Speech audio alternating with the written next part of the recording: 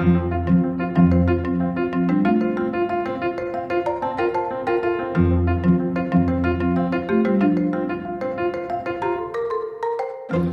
my name's Cass. Welcome to the AutoParent podcast with my mom. Hello. That's true. I'm his mom.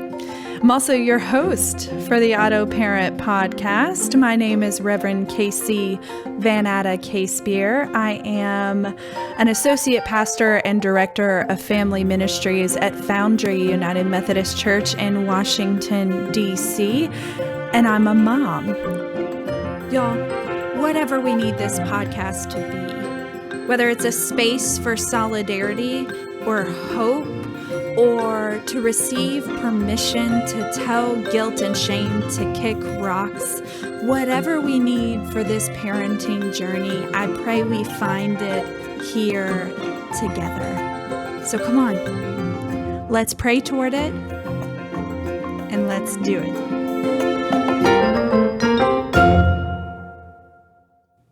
Hi there, and welcome back to the AutoParent podcast. This is episode 2, and I'm your host, Pastor KC. And you know what? I think I missed you. We are recording this podcast on Monday, January 18th, which is a day that we honor and celebrate the Reverend Dr. Martin Luther King Jr. and his wife, Coretta Scott King, for their tireless work in effort in equity and justice for all. May their lives and legacies be remembered forever, and may they encourage us in the work that is still to be done. Well, like we said up top, this is episode 2, so you already know what's coming. I have a parenting fail this week that's a little bit, I can't believe I did that. It's a little bit funny. It's a little bit makes you want to just kind of scratch your head. So let's just get right on going. So as I mentioned last week, we have a new puppy in our household. His name is Zion, Z-I-O-N. Yes, he's named after a Duke basketball player and also a mighty mountain. And yes, he is a teacup Chihuahua that weighs 1.5 pounds. Thanks for asking. And so you can imagine this tiny little Chihuahua running around our home. It is easy for him to get lost. So we realized that he was being quiet, that we hadn't heard him in a little bit, that we hadn't seen him in a little while. And so we didn't panic. We looked in his normal places, which are either his crate or curled up on a heating pad or a blanket. Sometimes he likes to be in the boys' room under the bed. We looked everywhere. My partner, Greg, had picked up one of his toys, which is a goose that makes this honking noise. And he was honking the goose all around the apartment while I was screaming, Zion, Zion, Zion. At one point, I thought that Cash might know where he was because sometimes he likes to pretend he doesn't have the dog, even though he does. It's kind of this game that we play that infuriates me and sends him into hysterics. And so there's one point where I'm yelling at Cash because I'm like, I know you have the dog. Where's the dog? Greg, again, honking the goose around the apartment. If you could have seen this spectacle, it was ridiculous. Okay. Come to find out, he had wedged himself back in the back of his crate behind all of his blankets and was stuck and couldn't get out. I felt horrible on 2 counts. Number 1, that I had blamed Cash for taking the dog and lying to us about it. And number 2, that I had like this other tiny little child that was stuck and we could not find him. So I don't know if you lost any of your kids this week and or if you blamed your other children for their disappearance, or if you have any other similar parenting fails or just fails that you just kind of want to shake your head at because you can't believe this is the experience that you're having as a parent. We would love for you to share those with us on Twitter, on Instagram, at AutoParent. Share those with us and we might share some on the pod. That would be super funny and super great. We're all in this together. Let's move right on into a parenting confession. Can we talk about drive-through kids' meals and these toys? Can we talk about it? Because the fact that Wendy's is currently putting Play-Doh in their kids' meal bags is a real problem. And I'm not going to lie, I got caught. And this is my parenting confession. We had gone to get the boys just some chicken nuggets because we were on our way somewhere and it was just easier. You feel me? Like I am a fast food mom sometimes, and that may be another confession, but here it is. I'm laying it all out. So we go and we get these kids meals for the kids and realize that they have Play-Doh in them. So I sneak them out of the bag and put them in the floorboard of the front. Riggs, my 3-year-old, is none the wiser. My 5-year-old catches me in the rear view mirror. And can I just say that it was awful? He was so upset that I had taken and stolen his Play-Doh from the kids' meal bag, and I have yet to hear the end of it. Has anyone else done this? I know I can't be the only one. Y'all, I need some solidarity, please. If you've done this or something like it, share that with us too. We'd love to hear it. Okay, now for a parenting win. This week, we were playing Monopoly. It was Cash, my partner Greg, and myself. Riggs was down for a nap.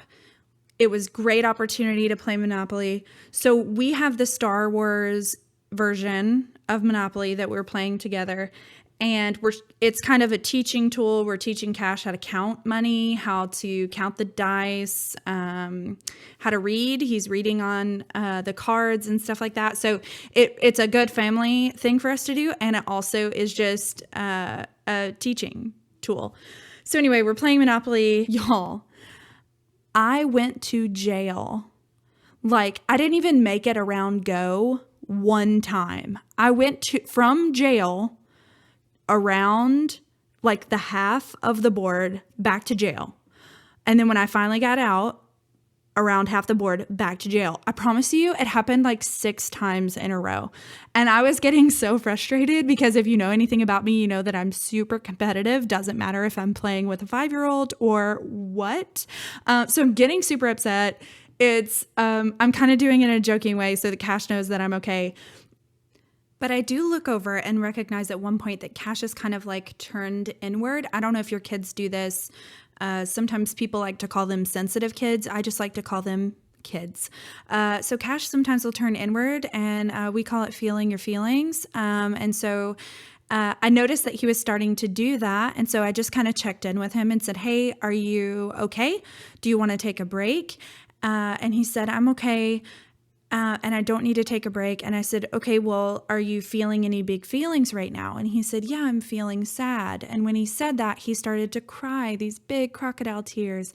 And so I scooped him up and I said, okay, do you want to come sit with me? He said, yes. He came over, sat down beside me. And I said, okay, whenever you're ready to talk about these big feelings, we can. And he waited kind of a couple more rounds. I'm still in jail. And he leans over to me and says, Mom, I'm just really upset because I haven't gotten to visit you in jail. It was big. It was a big thing. And so it felt good to be able to check in with him in that moment, to not be so caught up in my competitive spirit and to miss that opportunity for him to sort of express this big emotion that he was feeling. May sound like a small win, but it was a big win over here in the Van Beer household. And I just want to let you know, as much as we want to hear about your fails and your confessions, we want to hear about your wins too, especially in weeks where it feels like you haven't gotten any, and you get one good one. We want to hear all about it. The AutoParent Pod and Foundry Family Ministries are with you on this journey and want to celebrate those wins with you. So share those with us on Twitter, on Instagram at AutoParent. And now it's time to do a little something different.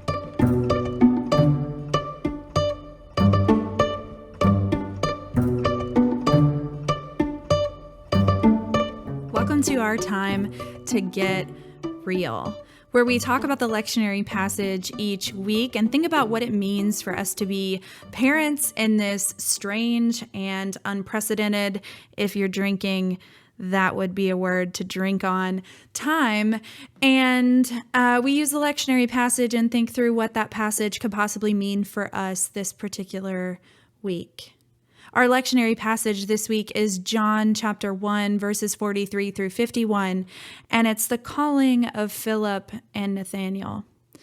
There are many call stories in the gospel, specifically of Jesus calling the disciples, and I had some sort of broad thoughts about this concept this morning. And so I don't really want to get down in the weeds in this lectionary passage, but I do want to think about what it looks like to follow Jesus as a parent. And I want to talk about what feelings come up for me in this. And I would love to know if you are feeling some solidarity in this way, or if you have another way of looking at this particular passage. I love for us to be co-learners on this journey. So let's talk a little bit about what it looks like to be called by Jesus. I would wonder what the first thing that comes up for you when you hear the words, "Come follow me," as if they're coming from the mouth of a brown-skinned immigrant. What does that mean for you? What does that look like for you? What kinds of emotions does that bring up for you? Either cluing yourself into the rest of the story, which you know, or not. What does that mean?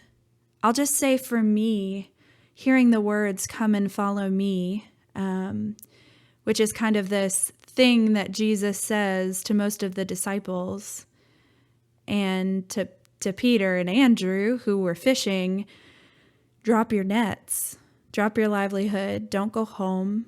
Don't say bye to your family.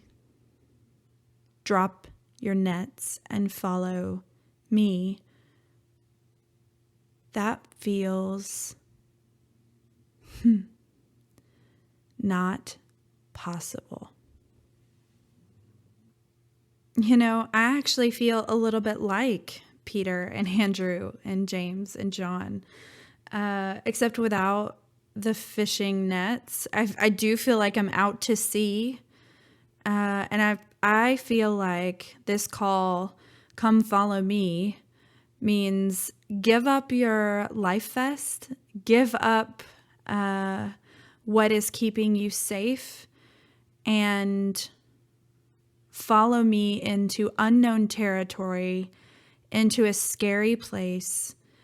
It feels isolating and terrifying, considering that I already feel like I'm in a scary and isolated place. And I was talking about this with my spiritual director this morning, and she paused and said, "What if Jesus' call to follow him leads you into more openness and love, and to receiving more of yourself, and to being filled up in ways that only Spirit can fill you up, so that you continue the work of the calling that you're doing as a parent, as someone who is passionate about justice and about pastoring to families. What if that call to come and follow me is to a reservoir of love and grace and rest?" She said, "Would you go then?"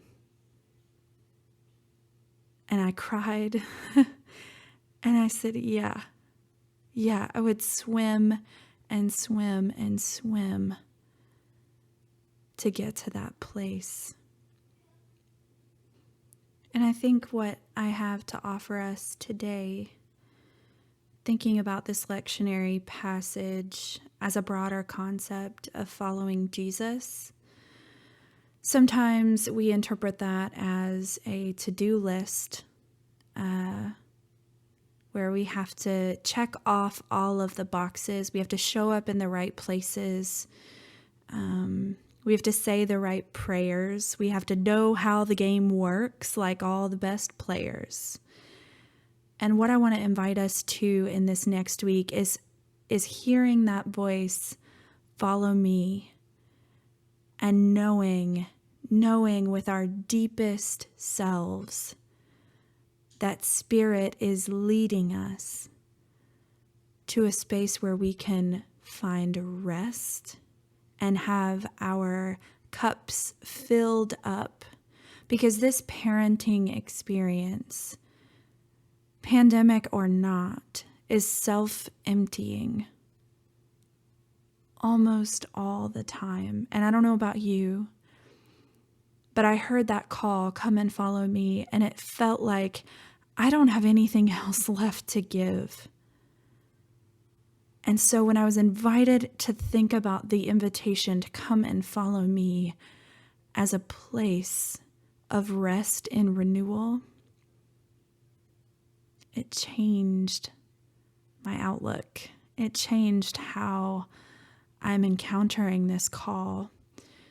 And I want to do this along with you this week. I want to know where and how you feel like Spirit is calling you into rest and renewal, how your cup is being filled up.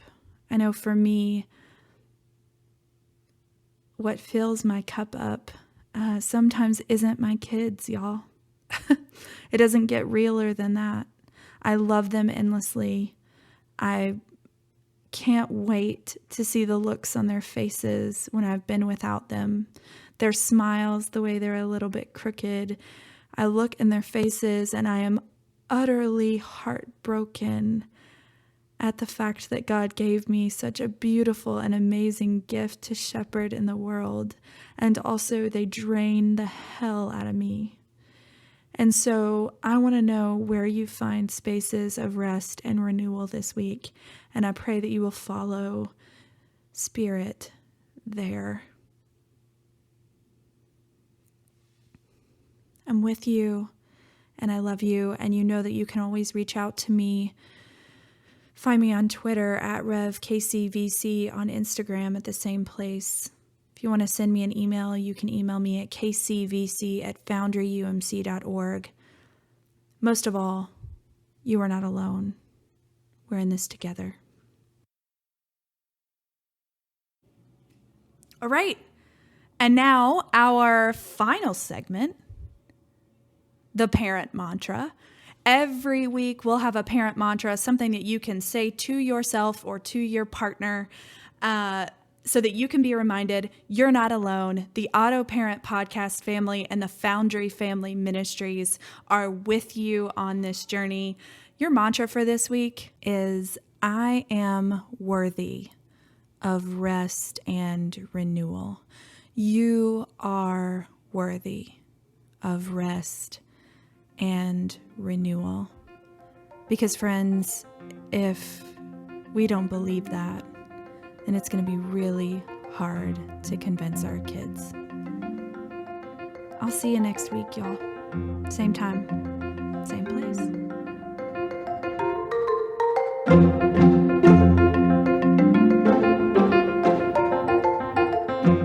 I've been your host, Pastor Casey.